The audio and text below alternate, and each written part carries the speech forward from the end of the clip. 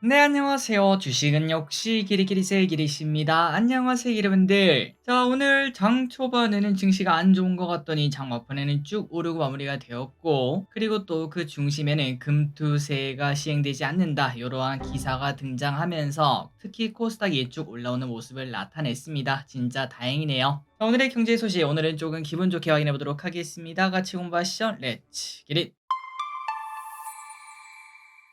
첫 번째입니다. 어제 미국은 혼조세. 미국 증시는 장 초반 하락하나 싶었으나 다시 회복하며 양봉으로 끝나는 모습입니다. 물론 아직까지는 발표되지 않은 기업들의 실적 우려, 신유물 국채 금리의 상승이 투심을 좀 제한하기는 했는데요. 전날 연준 위원들이 금리 인하 속도를 조절할 것이라는 매파적인 발언이 나왔었고, 그래서 신유물 금리가 4.1을 넘어서며 미국 증시가 힘이 빠지는 모습이 나타났습니다. 자, 그런데 이러한 지지부진한 시장 안에서는 실적 잘 나온 애들이 깡패 아니겠습니까? 그러다 보니까 실적 발표를 앞둔 테슬라와 코카콜라 오늘이죠. 그리고 아마존과 허니웰이 내일인데 어떠한 실적이 발표될지 지켜보도록 하겠습니다. 다음입니다. 증시 전망을 한번 보도록 하겠습니다. S&P 500 지수는 1957년에 처음 만들어지고 지금까지 연평균 11%의 상승률을 지켜왔습니다. 그러니까 다른 거 안 하고 S&P 500만 사도 연평균 11%를 먹었다는 의미가 되는데요. 그래서 우리가 뭐 투자 전략 같은 걸 짤 때 미국 주식을 적립식을 해도 된다라는 근거가 바로 요거 때문인데, 하지만 JP 모건과 골드만삭스의 뷰가 여기서 갈렸다고 합니다. 일단 JP 모건은 우리가 원하는 대답을 했습니다. 강세장이 지속될 것이다. 주가 하락 요인이 있을 수는 있겠지만 향후 10년간을 보자면은 거시 경제 및 기업 펀더멘털의 개선으로 상쇄될 것이며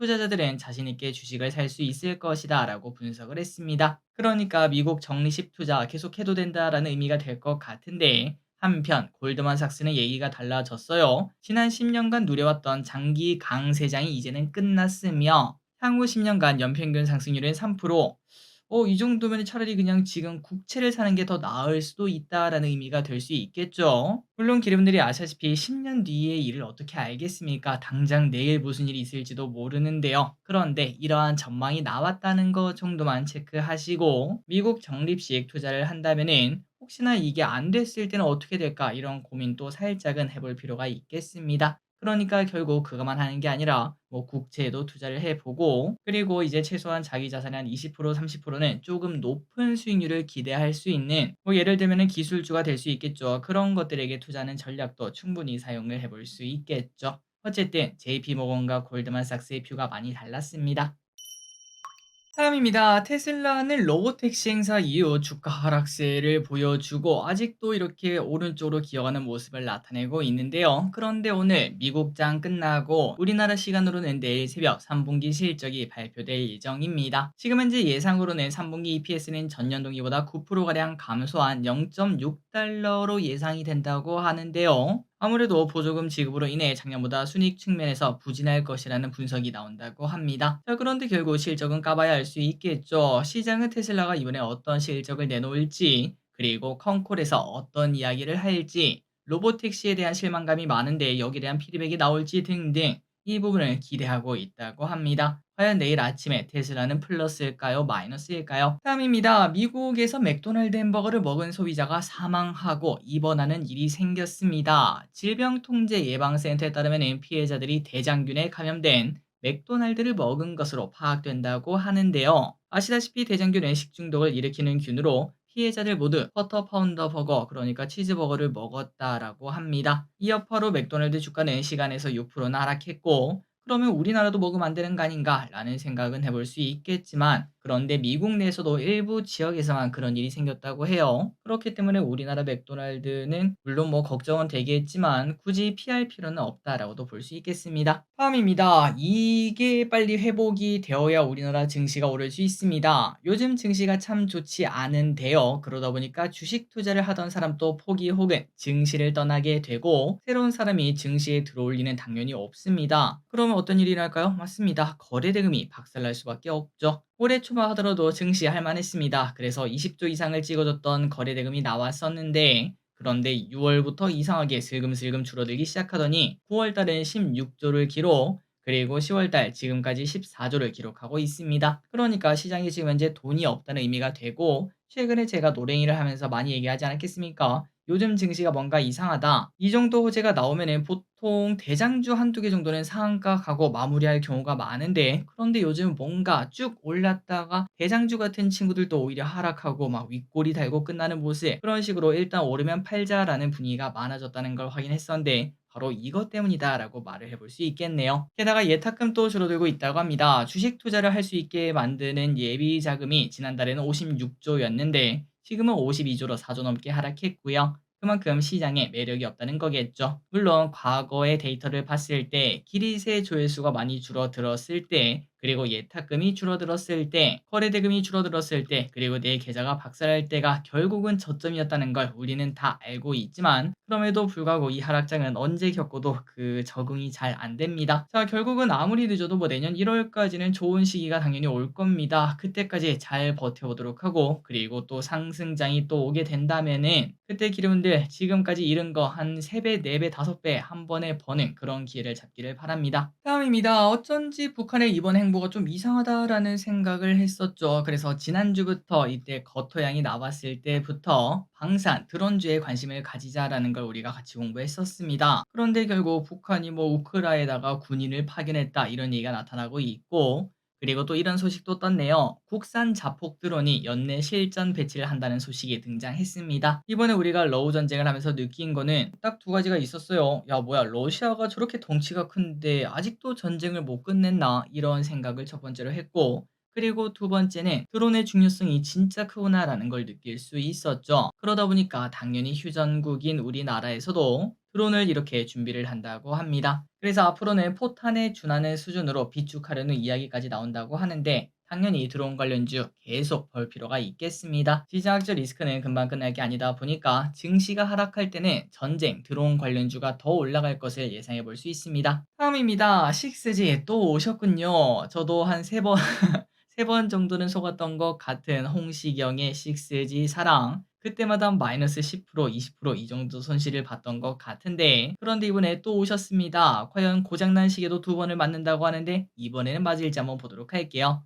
자, 하나증권은 자신감을 또 보여줬습니다. RFHIC에 대해서 올해 흑자가 유력하다며 목표 주가 4만 원을 때렸습니다. 지금보다 무려 3배 정도 높은 가격이다 보니까 이거 좀 속도라도 한번 사볼까라는 생각이 확실히 들긴 하죠. 그렇다면 이렇게 높이 올라간 이유가 뭔가? 지금이 너무나 싸다고 합니다. 내년 상반기는 3전을 통한 인도양 매출 발생 가능성이 있고, 그리고 하반기에는 국내와 더불어 미국 수출이 재개될 가능성이 높다고 합니다. 그래서 이제 최근 3일을 보면은 좀 주가가 올라가는 모습이 나타나고 있어요. 그런데 아직까지 거래대금은 좀 조촐한 상황이다 보니까 이거를 속아도 될지 안 될지 그 판단을 내리기에는 아직까지는 좀 이를 것 같습니다. 정찰병 정도는 보내볼 필요가 있겠네요.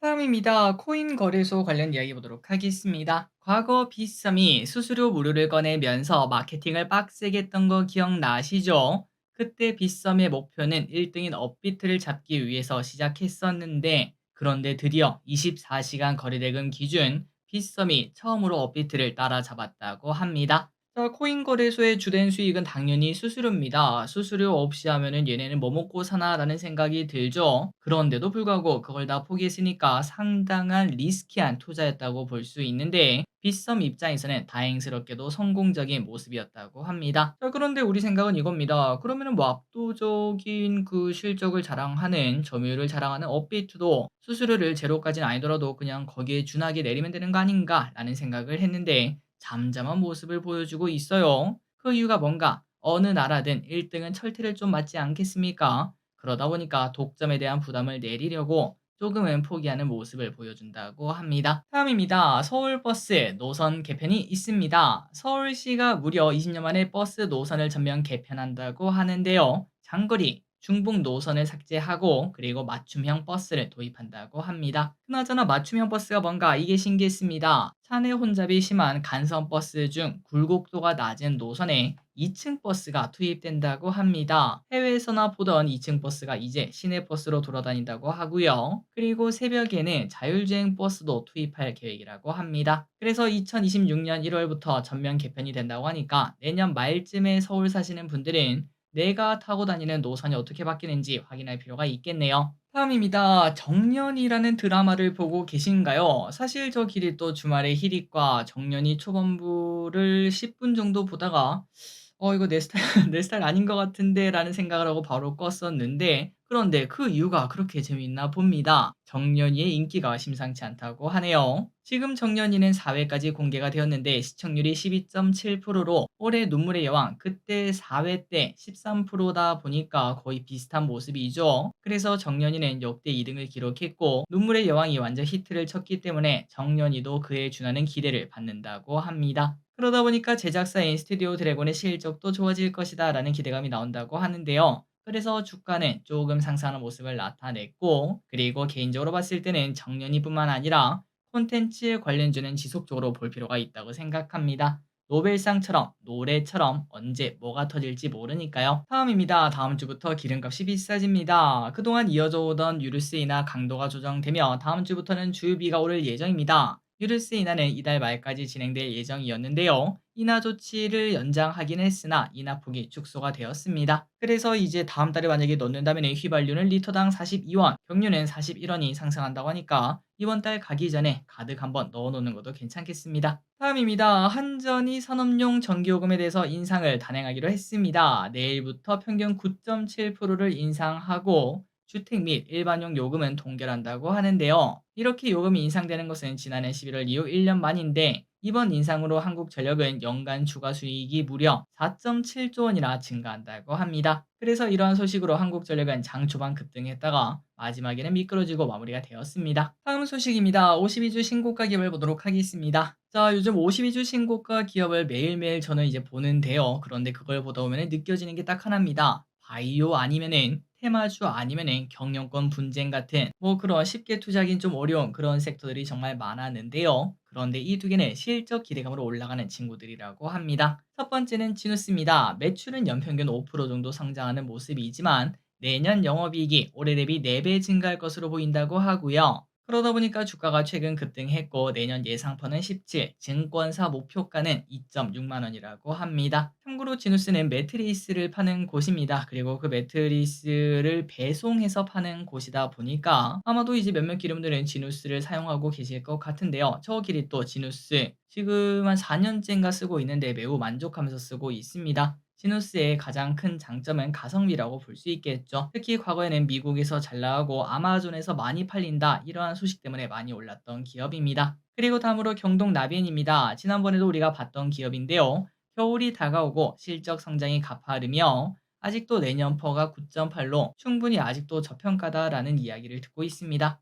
자, 왼쪽에 지누스 차트를 보시면은 딱 봐도 거토양 이후에 올라가는군요 라는 걸 볼 수 있고, 그리고 경동 나비엔을 봐도 거토양 이후에 올라가는구나 라는 걸 한 번 더 볼 수 있습니다. 이 두 개 어디까지 올라갈까요?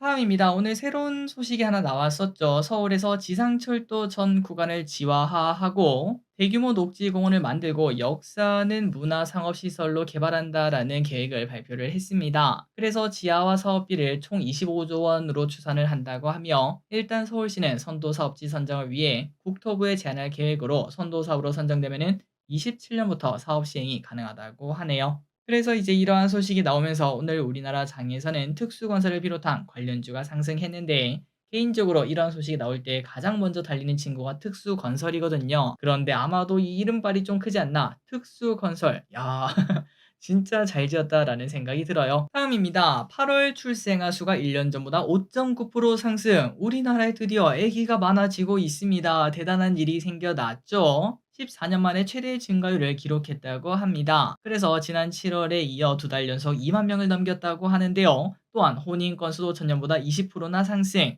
이는 1981년 통계 작성 이후 역대 최고 증가율을 기록하고 있다고 합니다. 그러다 보니까 야, 애기 울음소리가 많아지면은 좀 많은 것들이 바뀌겠다라는 생각이 드는데, 조금 더 이 추세가 이어질지 볼 필요가 있겠습니다. 자, 마지막입니다. 공모주 이야기도 봐야겠죠. 내일부터 청약하는 공모주가 또 두 개가 더 있습니다. 일단 오늘부터 내일까지 진행하는 공모주는 당연히 청약하시면 될 것 같고요. 그리고 내일부터 하는 친구가 뭐가 있나? 첫 번째는 에어레인.